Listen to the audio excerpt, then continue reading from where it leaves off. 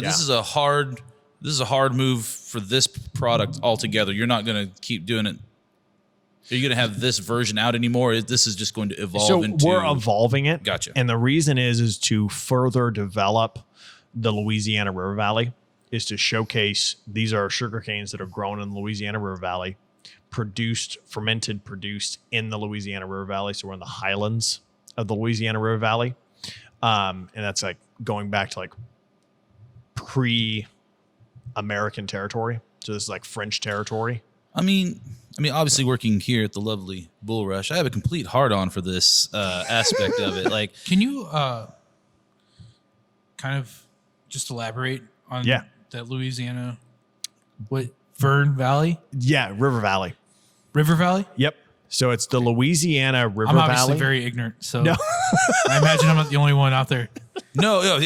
Sorry, because I've got questions too because I want some of these cats listening to, like, whether I know or don't know, like, gonna help wrap their head around this. The Louisiana River Valley is everything west of the Mississippi to,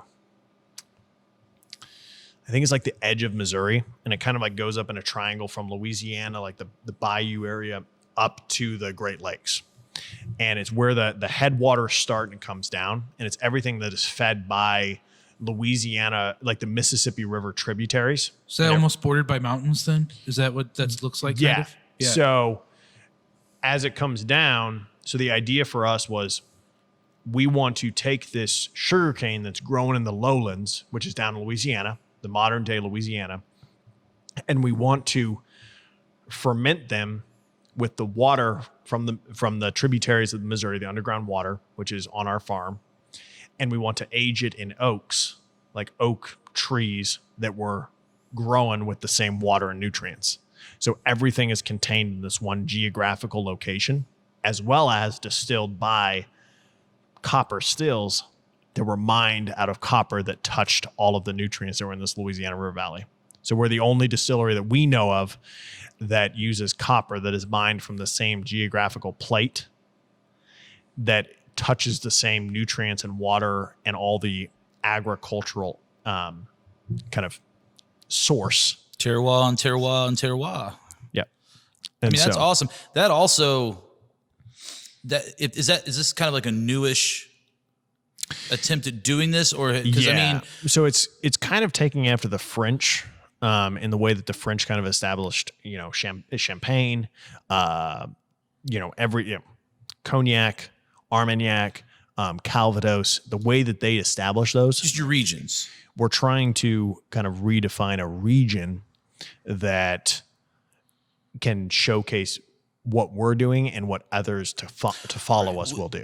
And the beauty of that to me then, I guess, is, and not to like get heavy by any means, but the history of rum is brutal. And so to find a way to not support necessarily like, how these companies have been built over hundreds of years and how they got there, because that's a big part of, again, the Bull Rush then coming up to Louisiana, like we're essentially, once you get to St. Louis, that's the end of the triangle. So to be standalone and sustainable and still get to enjoy a spirit that's not on the backs of others is exactly awesome. I mean, that's well, and that's kind of like what we're kind of all about, is developing and building dominions that aren't hundreds of years old, and saying, we've built this on the backs of countless individuals that died.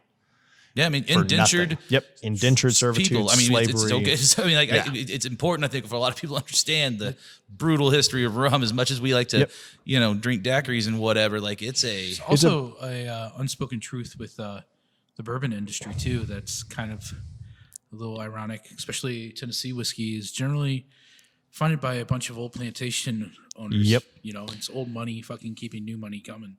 Yep. So and you don't see people talk about that very often.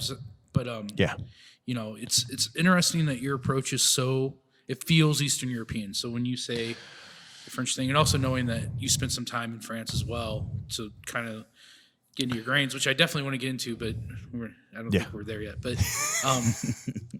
but like like that passion for terroir you don't see in America very often. Well, and that's and our whole approach has been terroir forward. is where did it come from? How was it growing? Was it ethically grown? Was it ethically managed? And can we ethically produce it? So we also run a farm outside of the distillery that recycles all of our waste.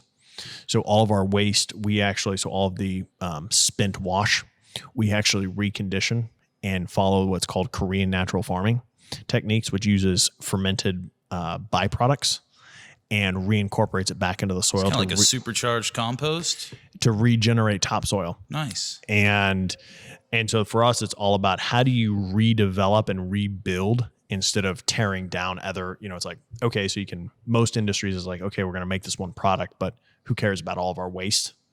And so for us, it's like, well, let's make something out of that waste. Let's make something really awesome. And so that's kind of something that's unique about our distillery is we will never grow beyond what we can recycle, because if I grow beyond what I can reuse on the farm to grow vegetables and plants and, our different grains and all this stuff for the, for whiskeys and stuff, then I'm just wasting it.